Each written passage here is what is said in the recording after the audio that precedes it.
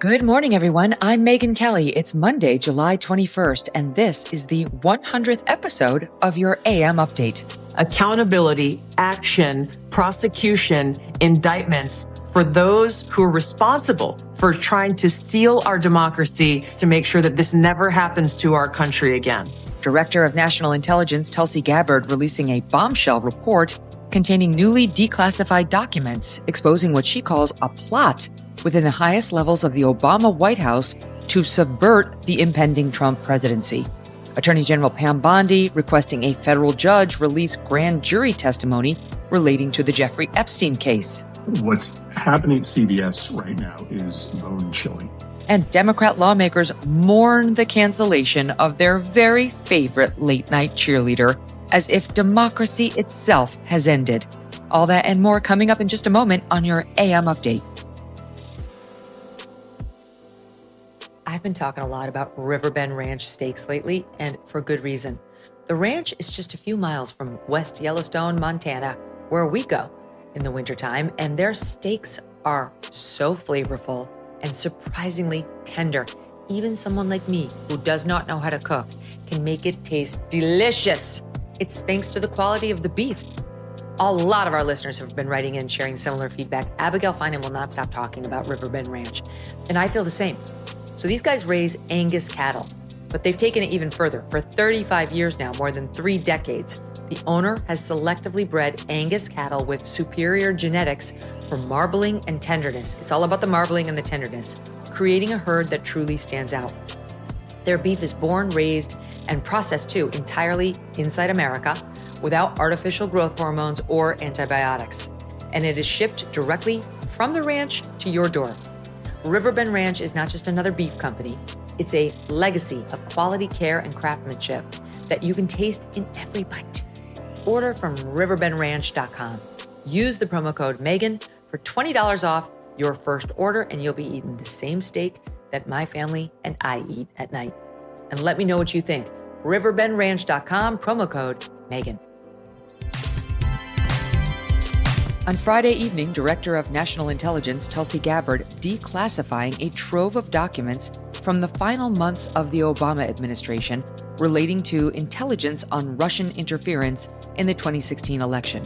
Director Gabbard saying these documents reveal a plot within the highest levels of the government to manufacture and politicize intelligence, laying the groundwork for a, quote, years-long coup against President Trump. Director Gabbard Sunday morning on Fox News. The months leading up to the November 2016 election, the intelligence community agreed that there was no intelligence that reflected that Russia was trying to hack the election in favor of either candidate. The evidence showed, the intelligence showed that, again, Russia did not have either the intent nor the capability to be able to impact the outcome of the United States election. The new information revealing on December 8, 2016, 1 month after President Trump's election victory, the intel community was preparing this assessment for the president's daily brief. Quote, we assess that Russian and criminal actors did not impact recent U.S. election results by conducting malicious cyber activities against election infrastructure. The report highlighting some nefarious activity by Russian government-affiliated actors, for example, compromising a voter registration database in Illinois, along with other unsuccessful attempts to do the same in other states. However, the report going on to conclude, quote, election monitoring and the type of systems targeted, infrastructure not used to cast or count votes, make it highly unlikely it would have resulted in altering any state's official vote result. Criminal activity also failed to reach the scale and sophistication necessary to change election outcomes. Later that day, the FBI under Director Comey withdrew FBI participation from the report, notifying other intel community officials the FBI would be drafting a dissent.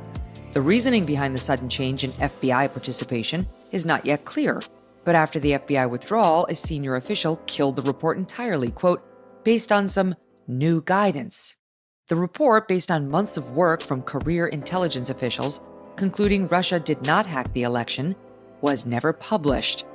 The following day, December 9, 2016, President Obama, Director of National Intelligence James Clapper, CIA Director John Brennan, National Security Advisor Susan Rice, Secretary of State John Kerry, Attorney General Loretta Lynch, Deputy Director of the FBI Andrew McCabe, and other high-level officials met at the White House. Director Gabbard releasing post-meeting notes that reveal a complete change in the intel community's attitude toward Russian interference in the 2016 election. Then DNI Clapper's assistant sending an email reading in part, quote, "The IC is prepared to produce an assessment per the president's request that pulls together the information we have on the tools Moscow used and the actions it took to influence the 2016 election, and explanation of why Moscow directed these activities and how Moscow's approach has changed over time."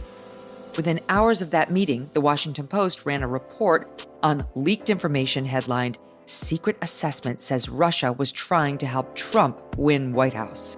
Major media outlets like The Guardian and Reuters publishing their own articles based on the Washington Post piece.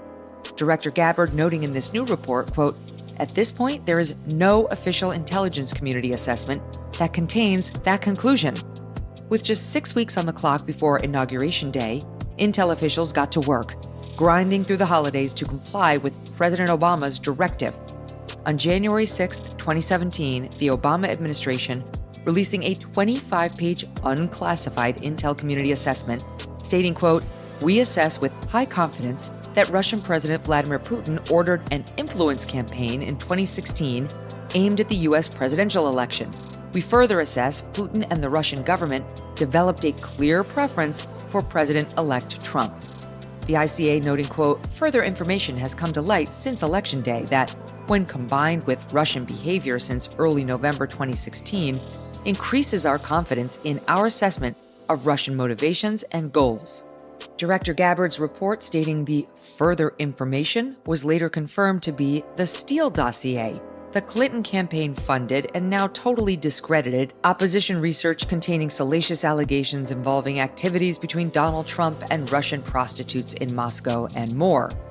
Earlier this month, current CIA Director John Ratcliffe releasing a report concluding then CIA Director Brennan advocated for the inclusion of that Steele dossier into the Obama-ordered assessment, knowing it did not meet, quote, "even the most basic tradecraft standards." This assessment becoming the basis for frenzied reporting throughout the remainder of the first Trump presidency, kicking off the Mueller report and endless media chatter.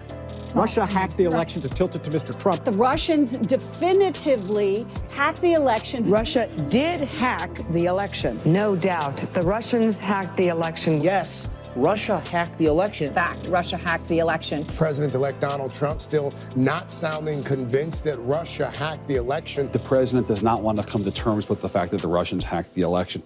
This latest report from DNI Gabbard receiving scant media attention this weekend. The New York Times reporting, quote, "Gabbard claims Obama administration tried to undermine Trump in 2016. The subheadline reading, quote, "Democrats denounced a report issued by the Office of the Director of National Intelligence as politically motivated and error-ridden." The report does not highlight specific errors in Director Gabbard's report. Investigative journalist Matt Taibbi arriving at a very different conclusion, posting on X, quote, "The new documents released by Tulsi Gabbard leave no doubt, none, that the Barack Obama White House invented a phony espionage scandal to hang on the incoming Trump administration. The sole question is, why?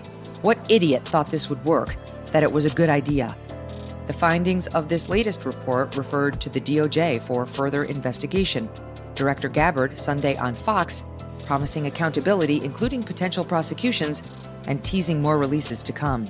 There's no question in my mind that this intelligence community assessment that President Obama ordered be published, it was manufactured intelligence that sought to achieve President Obama and his team's objective, which was undermining President Trump's presidency and subverting the will of the American people. So yes, next week we will be releasing more detailed information about how exactly this took place and the extent to which this information was sought to be hidden from the American people, hidden from officials who would be in a position to do something about it. Accountability, action, prosecution, indictments for those who are responsible for trying to steal our democracy is essential for us to make sure that this never happens to our country again.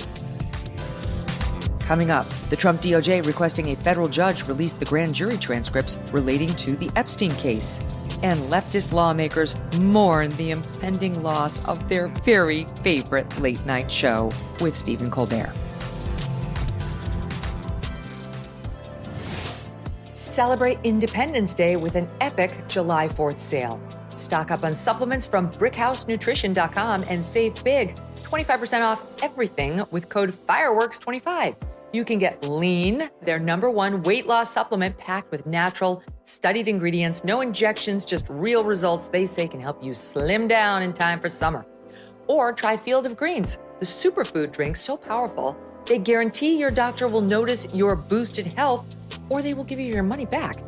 Collagen peptides are another favorite for glowing skin and hair. Beauty experts say collagen can be the fountain of youth for skin and hair. From weight loss to wellness, Brickhouse Nutrition has it all. This sale is huge, but it's only here for a few days and products will sell out. Don't wait. Head to brickhousenutrition.com, use Fireworks25 for 25% off. Go big this 4th of July. brickhousenutrition.com. Stock up now. On Friday, the DOJ requesting a federal judge unseal grand jury testimony from the cases against Jeffrey Epstein and Ghislaine Maxwell. Epstein was awaiting trial on sex trafficking charges in 2019 when he died in his prison cell.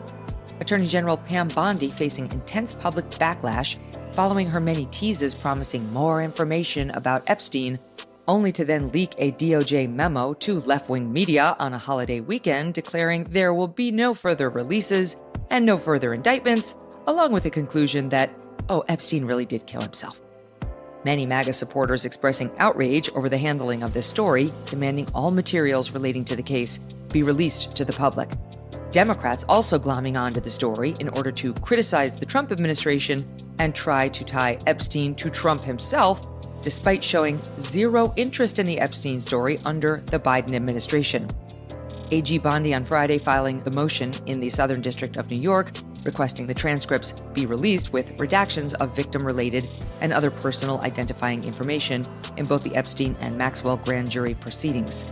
Typically, grand jury transcripts are kept secret to protect innocent individuals who may not ultimately be indicted. The decision will be up to the judge. AG Bondi in the request highlighting the intense public interest surrounding the case as justification for the release. President Trump, who has repeatedly expressed the desire to move on from this story, posting on Saturday to Truth Social, quote, "Even if the court gave its full and unwavering approval, nothing will be good enough for the troublemakers and radical left lunatics making the request. It will always be more, more, more. MAGA." Democrat politicians spending the weekend in mourning over the announced cancellation of CBS's The Late Show with Stephen Colbert. CBS announcing last week the show will be pulled from the air next year, citing financial reasons. Puck News' Matthew Bellany reporting The Late Show costs more than $100 million a year to produce and loses more than $40 million per year, $15 million of which pads Colbert's pockets each year for a show that has lost 50% of its ad revenue in just the last 6 years. Colbert's ratings in overall households watching were at #1, barely, for network late-night shows, but in the advertiser-friendly demo of 18 to 49-year-olds, he was losing to Jimmy Kimmel. In addition, Colbert, Kimmel, Fallon, and all late-night hosts are getting crushed by Fox News' Greg Gutfeld, whose channel customers must pay to get, unlike the networks, which are free. Gutfeld logging nearly 1 million more viewers in the overall numbers and besting all nets in the key advertiser-friendly demo, too, for a fraction of the production costs. CBS maintains the decision to end Colbert's show was entirely driven by financial concerns. Despite the obvious math supporting CBS's decision, leftists across America lamenting the firing as an ominous result of a sinister force, aka the Trump administration. critics of the decision pointing to an ongoing merger between CBS parent company Paramount and Skydance Media, and the ultimate need for approval from the Trump administration, accusing the network of caving to President Trump. Colbert himself criticizing his employer, CBS, just days before his show's cancellation for agreeing to a $16 million settlement with President Trump over edits to a 60 Minutes interview with Vice President Kamala Harris, calling the settlement, quote, a big fat bribe. Connecticut Senator Chris Murphy, always thirsty for social media attention, posted the following on Saturday. I want to tell you why the cancellation of Stephen Colbert's show matters so much. We are on the precipice of entering a censorship state in which Donald Trump is using the powers of the federal government in order to erase criticism from the airwaves. What's happening at CBS right now is bone-chilling. They have now canceled Stephen Colbert's show, knowing that Stephen Colbert was a nightly thorn in the side of Donald Trump. This is a really, really dangerous moment. Stephen Colbert didn't get thrown off the air because he wasn't doing well. He was the highest-rated show on TV in late night. He was canceled, very likely, because Paramount and its owners are trying to get rich off of this merger, and Donald Trump has made it clear to them and everybody else in the media space that if you want any favors from me, then you have to silence my critics on your platforms. It's bone-chilling, I say.